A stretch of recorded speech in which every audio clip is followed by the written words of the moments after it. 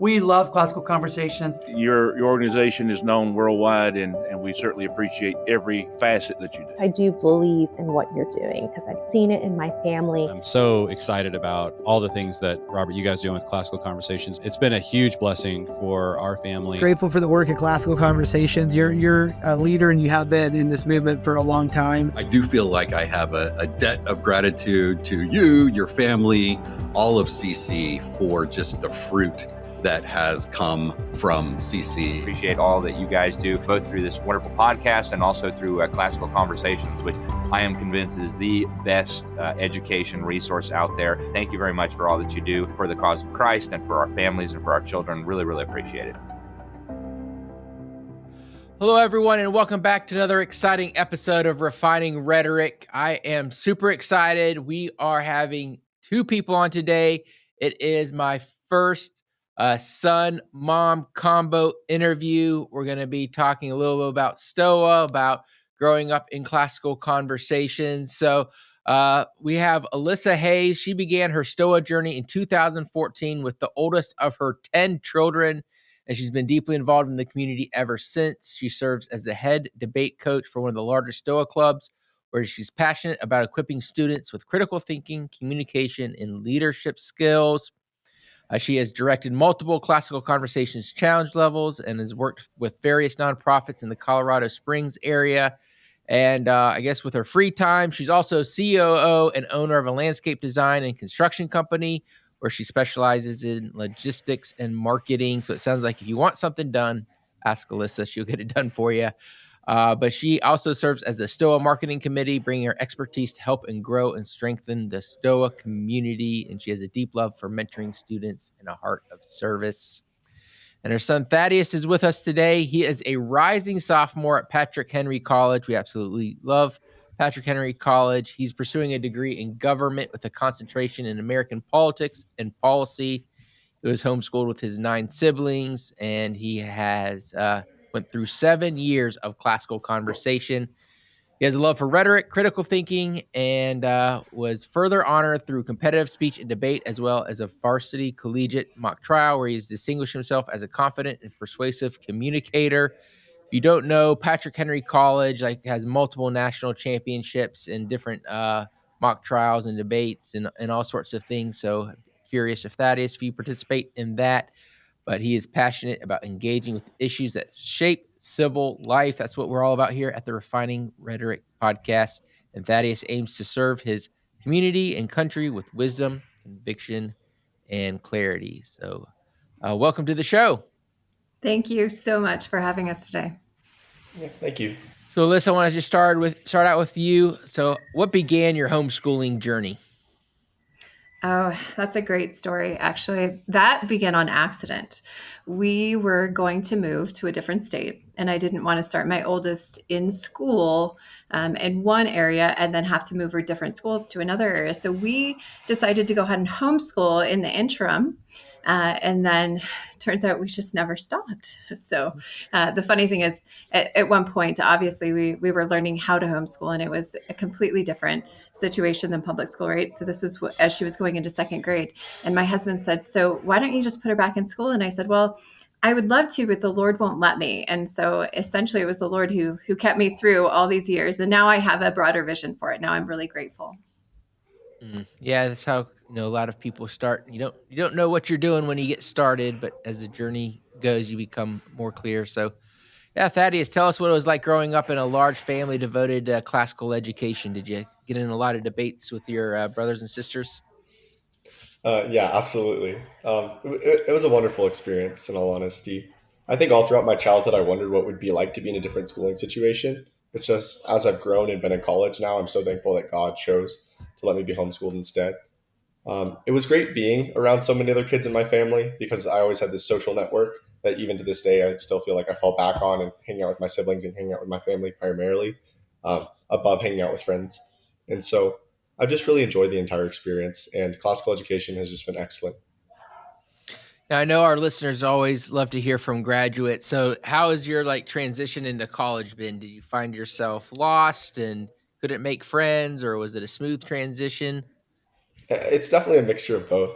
There were some things that felt lot newer, like getting grades back on everything, having a lot more tests on computers and a lot more papers to turn in than classical conversations. And so it's definitely a different format of education, even though they do have a lot of classical elements at my school. But at the same time, a lot of things were smooth, like transitioning into a school where they still prioritize reading the classics, transitioning into a school where, conversational skills that we build in both Stoa and in classical conversations, those are going to apply anywhere you go, and especially in college, and help you make friends and communicate with professors and write papers. That's wonderful. So, Alyssa, I know a little bit about Stoa, but can you explain what it is for our listeners today?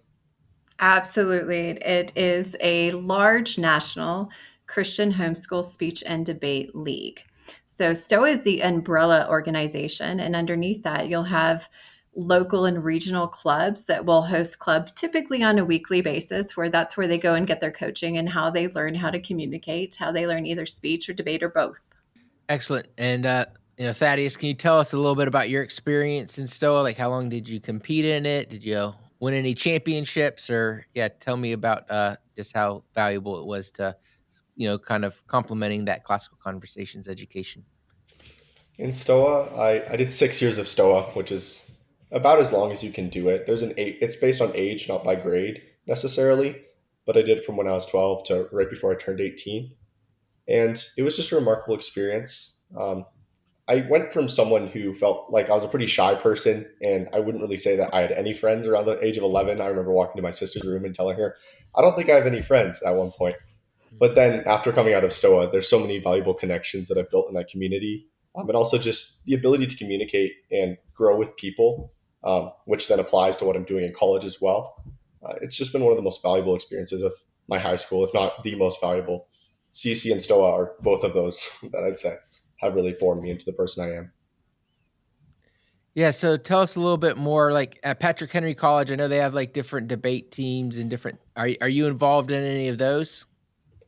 Yes, sir. I am on the varsity mock trial team. And so the first semester I was in the intramural system, and then I got elevated to our C team essentially. And mock trial, it's been so fun to do that again. I actually asked to be put in mock trial because I did it in Challenge B and I really enjoyed it there. And so I was hoping to get to try that again and see what it was like at a collegiate level. And there's a lot of things that are similar. It's a lot more complex at a collegiate level, but the basics are still all there. And so I've just been loving that. Awesome. So Alyssa, like what do you see, in Stoa? Like if someone coming in for the first time, like what should they expect to do? What is that? How does that play out? So it's very much like classical conversations. Stoa is in that sense that it seems like a lot. It seems like a little bit overwhelming when you get in. So generally what you do is what we see is a lot of entry comes from tournament participation. So we have 100 plus tournaments a year. So typically either you hear about speech and debate from another family, or you go to a tournament, you think, wow, this is amazing. These kids do incredible things. I want to be part of this. So you search out your local club, you get into your local club, and the first year is really just a learning year. It's what am I doing? How does the system work? What does this look like on a yearly basis? And then as you go from year to year, you really grow in your skills. So it's one of those skill sets that it's not an immediate thing. You don't walk in knowing what you're supposed to be doing. You don't walk in typically even naturally good at it, right? Some kids are natural communicators, but they still have to have that discipline. And so you spend years honing in on your communication skills, but that's what it is. Communication is a lifelong process. So weekly basis depends on the club and how they're run, but generally about 2 to 8 hour commitment. I know our club, if you're in both forms of debate and you do speech, you're there for 7 to 8 hours. So it is a primary function for us. It's something that's been an important part of our kids' lives and development, in addition to classical conversations. Yeah, so Thaddeus, you mentioned how you were kind of shy and it helped you bloom. Like Alyssa, was there can you think of any other stories or students examples of seeing that kind of transformation besides in your own kids? Oh, absolutely. So many that I can't even count, because when we came in, we thought, just like homeschooling, we thought, oh, it's about the curriculum. It's about the skills. It's about those pieces. But what we find, I think around year 2 or 3, you have this insight, right? This is about way more than that. This is about character development. This is about learning Christ and knowing who God is better than we did before. And so a lot of it is in character, right? The first thing that we see is most kids come in. Public speaking is one of the biggest fears that anybody can have. So most kids come in thinking, I'm not sure if I can do this. And so getting them through that first initial ability to think, wow, I think I might be able to do this, right? You start to see that develop, like, I might be able to actually engage with this. I might be able to do this. And we find that even just getting them into that belief that I can is a difficult thing usually initially. Once they get there, wow, that development just, it springboards, and you see all kinds of other development. Like, if I can do this, I could probably do this, and I could do this as well, and I could do this even better. So then we see this motivation for growth after that development. And that leads to so many different things, right? We learn how to take feedback, we learn how to take losses, but equally we learn how to take the wins and stay humble, and how to interact with other competitors. So all of that development just it really kind of develops over the course of 6 years and then beyond. So they take all those skills into college or wherever they launch into. Well, communication's been difficult since the beginning, since Satan tempted Adam and Eve with did God really say? And then of course we had the Tower of Babel. So he's not made it easy on us. So what are some of those kind of communication skills that you guys really see kind of flourish in kids after they've been in it for a little while? That's such an excellent question. I think even understanding how to listen, particularly debate. If we're going to debate well, the first thing we need to do is listen well. And that's a skill that doesn't come easily. Really paying attention to what somebody else is saying without trying to develop what you're supposed to say while they're speaking. All right. So first, seek to understand. And we learn that first. And then we start developing structured communication, similar to what we do in challenge and classical conversations, is how do I structure what I'm about to say? So we can develop a way to answer and communicate that's clear and that people can understand and intake easily. And so once they learn those aspects of it, then we work on the eloquence of it. So how can we master the art of what we're saying and make it sound better so people are wanting to listen to us?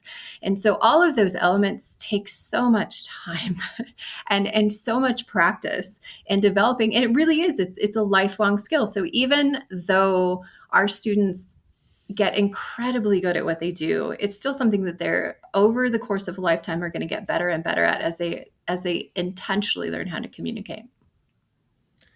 So Thaddeus, what type of things did y'all debate? Did you have or was a favorite topic that you had? Yeah, can you tell us a little bit about some of the things that you experienced throughout your time in Stoa?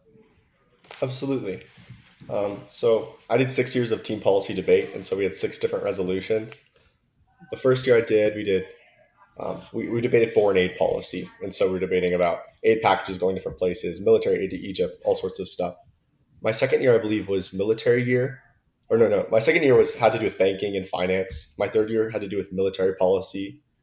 And then we also talked about energy policy my final year, as well as, I don't know, there's quite a few resolutions. It's hard to remember them all. But I think the coolest part of all of that has just been each and every year that I've done team policy, I have just dug into these random topics about geopolitics, about energy, about aid, whatever it is. And now I have all this unique niche knowledge, as well as an ability to research on all sorts of different topics that I wouldn't have had otherwise. And I think that's been really formative for me in TP, just learning so many things because I have to do it if I want to win, and if I want to grow at speech and debate. And as a result, I feel more knowledgeable, better off as a person. Now, do you get to pick your side, or do you have to prepare for both sides every time? You do. Every tournament, there are 6 preliminary rounds at most tournaments, and you do 3 rounds where you pitch your affirmative case, and you do 3 rounds where you're on the negative. And unlike CC team policy resolutions, which tend to be very specific, so there's kind of only one aft case and one neg case usually. In Stoa team policy, there's hundreds if not thousands of different possibilities for what you could run underneath a resolution. And so all throughout the year, you're doing all sorts of research to be prepared for whatever they might throw at you. And sometimes they throw at you something that you weren't prepared for. And so you have to really be thinking on the fly and breaking down that idea and asking yourself critical questions in front of the judge and then trying to impact that out. Was there any time that you can recall where you thought, man, we really blew this, but then you came up with a an answer to one of their questions and turned around and ended up winning the argument? I don't know if I can think of a specific example. There's a lot of times in team policy rounds because they're about an hour and a half long. And so, the first affirmative constructive comes up and they give their speech, and I'm the first negative constructive. And so I come up and I give my speech. And sometimes I'm just throwing spaghetti against the wall. I'm trying to see, like, does any of this stick? And there was this one time when we were in Arkansas and they ran their case, and I came up and I made a big press about how they hadn't really proven that the diamond industry in Russia had anything to do with Russia's military. And then the guy stood up in his next speech and just spent about 6 minutes explaining how the diamond industry directly funded the Russian military. And so I was like, well, we're not going to win that argument. And we just pivoted in the next couple of speeches, ran completely different arguments, and we ended up winning that round and that tournament at the end of the day. So it was really fun. Yeah, it definitely teaches you how to think on your feet. And, is it a Christian base? Are these debates Christian, or is it just for homeschoolers? And if it is Christian, Alyssa, like, how does that aspect play into the topics and the judging, et cetera? Oh, absolutely. That's one of my favorite questions. So we are a Christian homeschool speech and debate league, and that's really part of what sets us apart from different leagues is that we our motto is to speak boldly and change the world for Christ. And so that plays into everything that we do.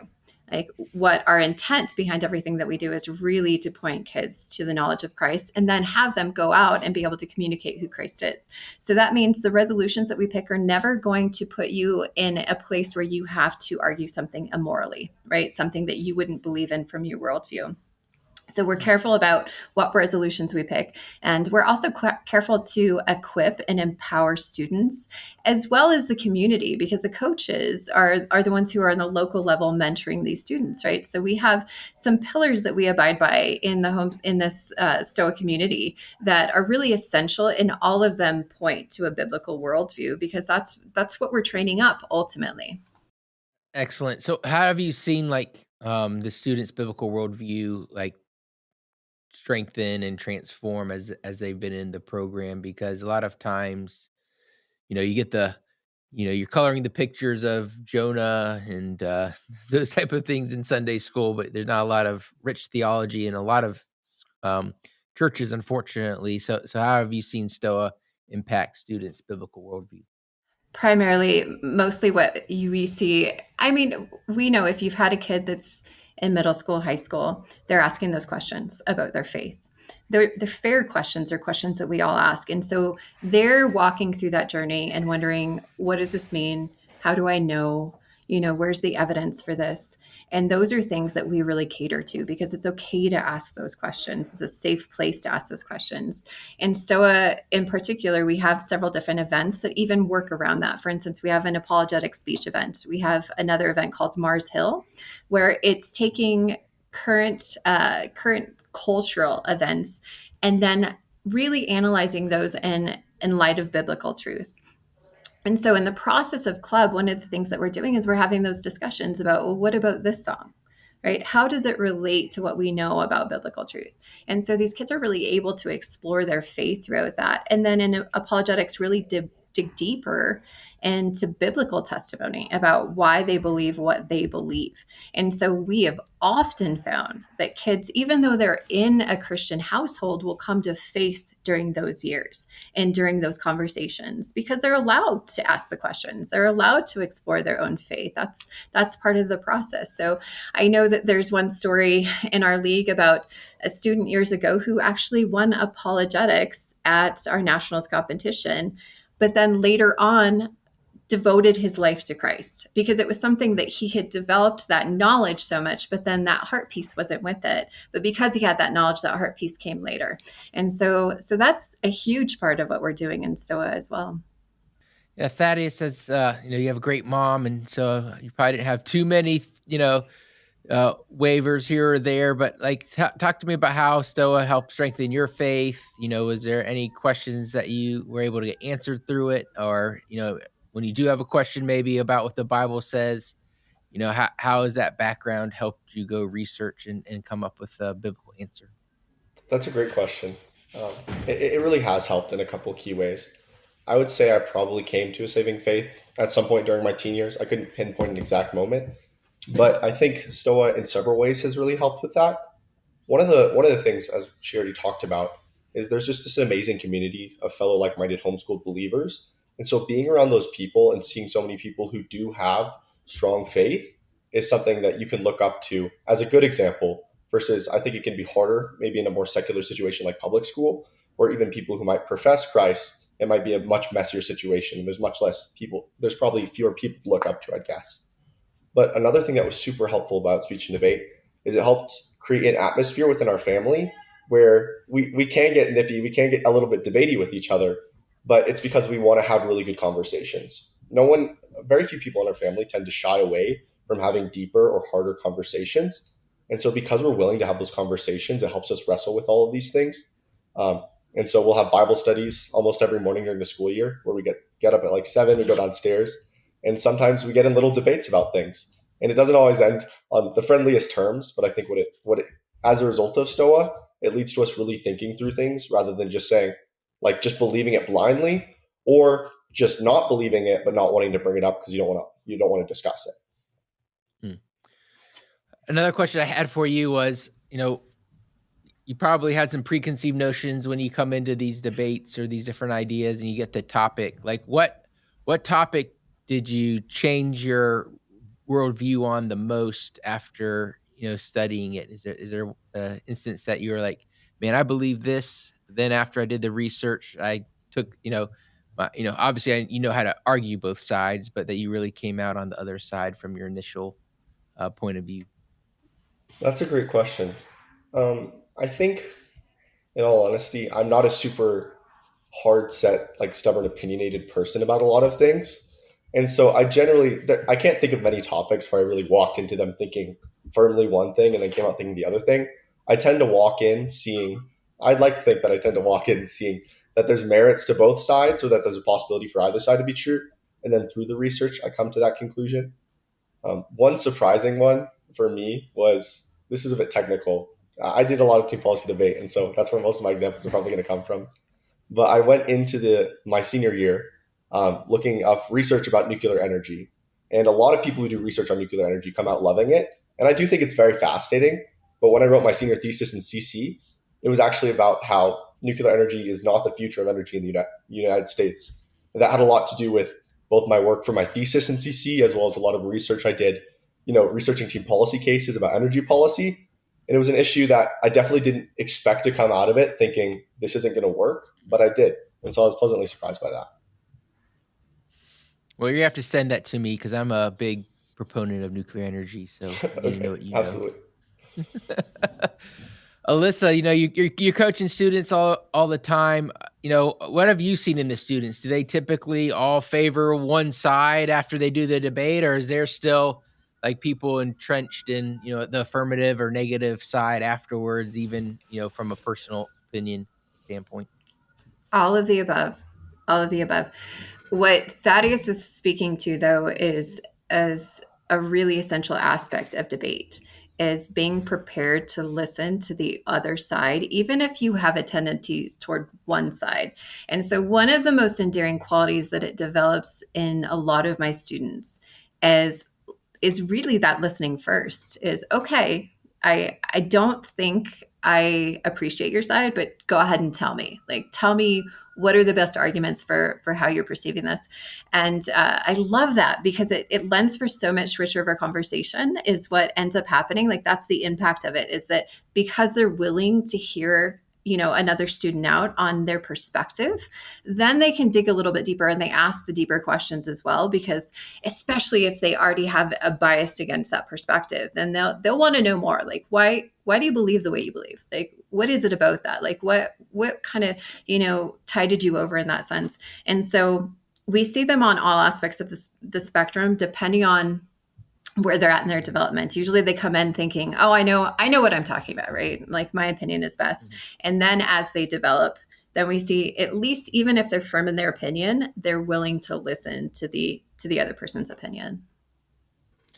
Yeah, it's such an important skill. I was at a panel in Chicago, and Clay Travis was on the panel before me, and they were talking about free speech and just how that skill has really been lost. Like, and I mean, it's part of kind of almost that so many young people are like have identity issues and things like that, and it's like if you disagree with something that they believe, that you hate them individually instead of debating the ideas. So I think it's a really important skill for students to have and to develop. Like, what do you see the impact? Because I've you've done it for a number of years. You see them go on to college or start going to the workforce and things like that. So, tell us a little bit about the alumni you see. I mean, we're talking to one of them now, obviously, but some of the other success stories or just maybe surprises where a young lady or young man came in thinking they were going to do something else, and now are thriving in a totally different direction. Yeah, one of my favorites is a student that graduated the year before Thaddeus, and she came in to debate camp. And I remember sitting down with her. She was pretty shy. She didn't want to be there, but her parents thought it was a great idea, right?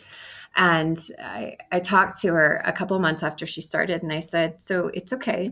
Don't worry. This is a process, and it's going to take a couple of years before you really feel like you've got it under your feet." And she said, "Well, that's too bad because I'll only be doing this for 1 year." And that student actually graduated with speech and debate. And she went on to Patrick Henry and is now on their debate team as well. And those are my favorite stories because students don't recognize at first the value in it. And once they get started, they think, wow, this is huge, right? But there's so many stories. Like, for instance, the latest one I heard is there's a student who she is both she's a speech and debate, and she works at a university. And she works in their DEI department. And she wears a bracelet that says, "Jesus loves you." And so she's able to have a lot of those conversations because people will see her bracelet and they'll see her demeanor and they'll say, "Well, tell me more about what you believe." And so it opens the door for these conversations. And what we see is these students aren't afraid to have them. They're used to having them, in fact, and they're used to having them in a winsome manner. And that's what we love about speech and debate. It doesn't matter what they go into. I often get asked, do they all go into, law or communications? Absolutely not. Like, a lot of them go into engineering or anything that you can imagine they go out there, but they're not afraid to have really great, winsome conversations with people who believe other things. And so that's probably my favorite part about speech and debate, as well as classical conversations. Thaddeus, what is your favorite ad hominem attack? You push those in ever into your debates? Like, my favorite one to use or to call out? Either one. So I use them a lot. I'm just kidding. I mean, ad hominems, it is funny. And sometimes, I was actually thinking about this before the podcast, is that logic is something that's really helped me in speech and debate, even though I don't usually call out fallacies like we learned in Jal and Jay. But I think that's just another aspect of speech and debate, like this aspect of respectful listening, is that I think it can be really hard to have conversations with people who do disagree with you without personal offense being taken, because so often it is, or without throwing in, like, if you're not thinking about it, you can throw in jabs about the other person, even when it has nothing to do with the topic that you're discussing. And one of the things that I feel like I've grown out in speech and debate, and that I try to teach other people, if they ever are someone who can be perceived as an aggressive debater, is that never direct your comments towards the other person. Always direct it towards the arguments they're saying or the topic itself. You want to let it be clearly known that what you disagree with is the topic and their stance, but it has nothing to do with them. It has nothing to do with you hating their personality or you hating their guts. It has to do with having a respectful conversation about a topic, while being able to walk out of that room and being able to give them a hug and still be friends with them afterwards, because that's what it should all be about. Yeah, whenever anyone starts attacking me on X in a debate, I just say, "Oh, ad hominem attack. That means you lost the debate. You're admitting that my arguments are better. Otherwise, you wouldn't be attacking me." Then they just kind of go away. But yeah, what did you have a rival? Was there like someone you were always butting up against, and you're like, "Oh, I know I'm going to see this person at nationals"? Oh, this is actually pretty funny. So one of our biggest, I guess, rivals, our junior year, was just this other team of two guys that we faced like 4 times that year, and it was always super intense debates where my partner would get really up and at him, and like this guy named Aiden would really get up and at him, and then me and his brother Thomas would try to calm down the debate, bring it back to a normal level, and they were always fantastic debates. But after all of that being said and done and all of these intense debates, I actually just driving back from school stayed at their house because I'm great friends with them. I talk with them a decent amount, and they're just fantastic dudes. And so, yeah, they were definitely, Aiden and Thomas were these guys who were kind of our rivals, but at the end of the day, they're some of my better friends. And so I think that's one of the things that I love most about Stoa, just competing against people, but then just loving them and hanging out with them afterwards. And so it doesn't feel like you're actually really competing against them so much as, you're competing, but then you're friends. That's something that I think I still have friends. I don't know if still existed when I was growing up. We did do some speech and debate, and I did it for multiple years in high school. It was a big part of my experience, and I think definitely helped me mature. But I still like, a number of them are, doing really well now, in their late 30s and 40s, and so I think it does set up a lot of people for success. So, Alyssa, how do you what are some key aspects of coaching that you see? Like, how do you help these young people achieve more than maybe they think they can achieve themselves? The number one is encouragement. When we encourage them in the Lord, especially that they were created for these things, right? They have a voice. That's empowerment for them. And coming into speech and debate, again, it's like classical conversations coming in, it just seems overwhelming, right? Look at these kids around me. They're accomplishing so much. They seem so smart. They seem like they can really kind of go into any situation and speak to it or talk about it. And so a lot of these kids are intimidated.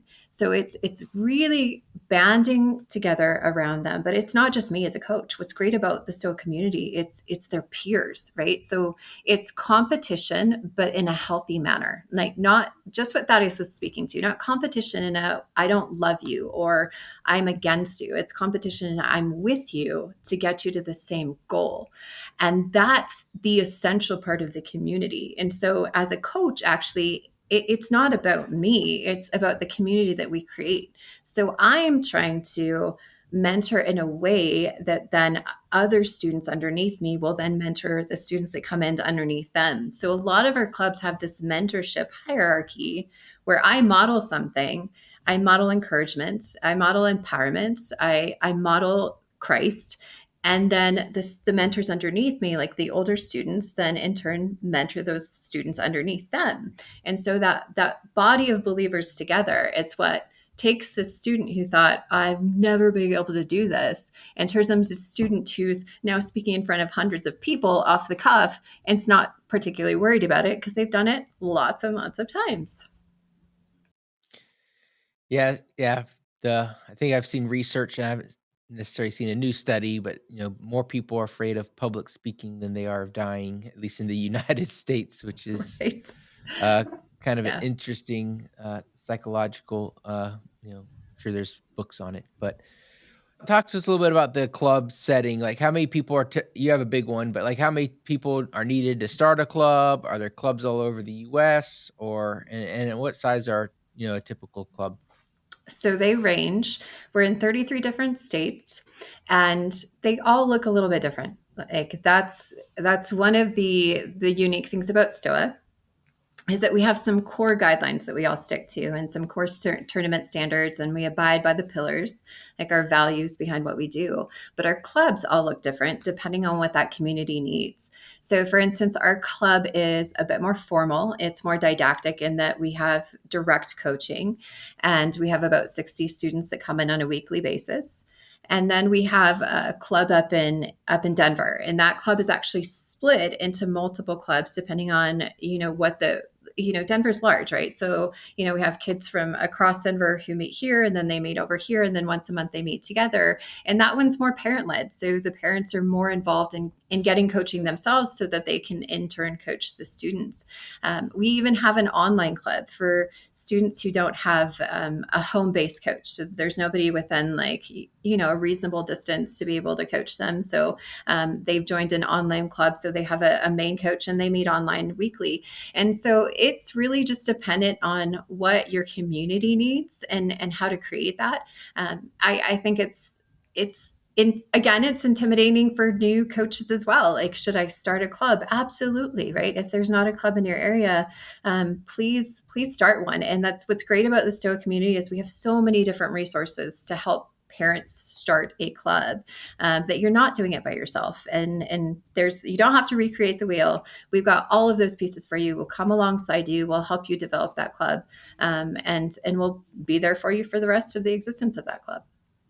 Now, Thaddeus, I want to talk to you all a little bit about homeschooling. I'll ask Thaddeus first. What was your favorite part about being homeschooled? I think one of my favorite parts about being homeschooled was Stoa, to be blatant, because it's the flexibility that homeschooling provides that's really huge. That often during the summertime, since we own a landscaping company, it tends to be super busy. And so the summertime tends to be this time where we're almost always at home. So when other people are going on vacations, we're working the business, we're trying to keep everything in order. But during the school year, since we're all homeschooled, we have this flexibility. And so we can be flying on a plane to Seattle and someone can be, doing their homework for challenge 3 while on the plane, and then they'll be touching down and then they'll be competing in a tournament there. And the ability to go to different parts of the US or just do homework on my own time, depending on what works best for me, because some days that's going to be a Wednesday evening. Other days, Wednesday evening might be booked and that should be a Saturday. I've just really appreciated that flexibility, which has allowed me to compete in speech and debate, meet all sorts of people, go to different parts of the US, and on a timeline that just isn't available in many other schooling options. Has that helped you in college? The flexibility element of it? Yeah, just that you used to working on a plane if you need to, or carving time out of a Saturday morning. Like if you're used to being in a school system, 9 to 5 or whatever, that 9 to 3:30 or whatever, that you're probably not going to have those sorts of mindset. Yeah, it's absolutely helpful because, you get to make your own schedule in college, and as a result, it's different because there's still going to be these classes that you have to go to at certain times. But having the ability of already having made my own schedule in high school and then carrying that over to college has been a helpful experience, and something that, even though it looks a bit different, and is more of a middle ground between, having strict classes and then having all this freedom, it's been a great spot. Alyssa, we've got a lot of homeschool moms at work and homeschool at the same time, some full-time, some part-time. Like, do you have any pieces of advice for, homeschooling your tribe while balancing, maybe some outside interests as well? Oh, yes, I do. That's a big part of what I do every week, really. And what I always tell new moms, especially if you're new to homeschooling, is the key is intentional time management. And we love classical conversations because we get this community of believers that we have a day that we all get to hang out together, and we know what that looks like. And then the rest of the week, we need to be intentional about how we manage our time, right? So if I need to get my work hours in, I have to decide when am I going to get those in, and then I have to decide when am I going to have lessons. But I love that Daddy spoke to the flexibility of those, because that's really what we're doing is we're determining that time management schedule. So we can sit down and say, okay, this year is different than last year. We're doing these things this year. So how do we make this work? And then we just block out our time and say, okay, we're going to put this here, and then we're going to put this here. And then as we go to tournaments, we make that decision too. Okay, this is going to be a really heavy week and we're going to be, flying on these days. So when are we going to put our challenge level work? Like, what days are we going to do Latin? What days are we going to do these things? But it's all really about going into it intentionally. And determining where those pieces fit. It's a little bit like a puzzle, but it can be done. And that's what I love about it. You can work, you can do your other things, and you can still come together as a family and homeschool. Stoa is a great opportunity for families who are in classical conversations or homeschooling to supplement and improve their kind of middle school and high school experience. So what's the website? How will people connect with you and find out more information? Absolutely. We have a website. It's Stoa, STOA, USA.org. And you'll see from there's quite a bit of information, but there's actually a special page that talks about Stoa and classical conversations. So we've developed a whole page to talk about how do you do that integration. If you've never done it before, again, it seems like, wow, those are both really big pieces. How would I put those together? So we've developed resources that tell you just how to integrate. There's lots of ideas. We don't, this is your family's education. So we don't tell you exactly what to do, but we give you a lot of testimony and what families families have done in the past to make those two pieces work. So there's a lot there. It's broken out by challenge level as well, and as well as the general expectation of what that would look like. That's awesome. So stoausa.org is the website. And Thaddeus, I'll give you the last word. Like what words of encouragements would you have to a mom or dad homeschooling? And I know from your perspective. So let's finish out with some encouragement for the families. I would just encourage them to stick with it, because as someone who was homeschooled, I definitely spent many different years, as often teenagers do, doubting my parents' decisions, doubting if this was really the best option, or if I should really be spending this much time on Stoa or this much time on CC or whatever event that it was. But as someone who's now in college, I look back and I'm so thankful for everything that happened. I'm so thankful for the fact that I was homeschooled. I'm so thankful for the fact that I was put in CC and got to grow up with those classmates, and that I was put in Stoa and got to grow up with those people. And so even though I absolutely doubted it for years, for sure, as someone who has come out of it, I couldn't be more thankful. And I just see how much of a blessing it is in my life. And so even when parents, as your teenagers or whatever kid it is being ungrateful or complaining about whatever it may be, just know that you're blessing them, and they'll see that in the future, Lord willing. Well, thank you all so much for being on the show today. I hope everyone enjoyed it. We'll put the website in the show notes, but stoausa.org. Be sure to share this episode with a friend, especially if they're interested in getting their kids speech and debate classes and competing, and just really building a skill that's going to really carry them for the rest of their life. And if you like today's episode, be sure to share it with a friend. Please subscribe and like, and we'll see you next week. Until then, God bless. Thank you for listening to Refining Rhetoric with Robert Bortons. Want more? Make sure to subscribe so you won't miss an episode. You can also follow us on social media to continue the conversation, and visit classicalconversations.com/rhetoric to find out how you can join a local homeschool community.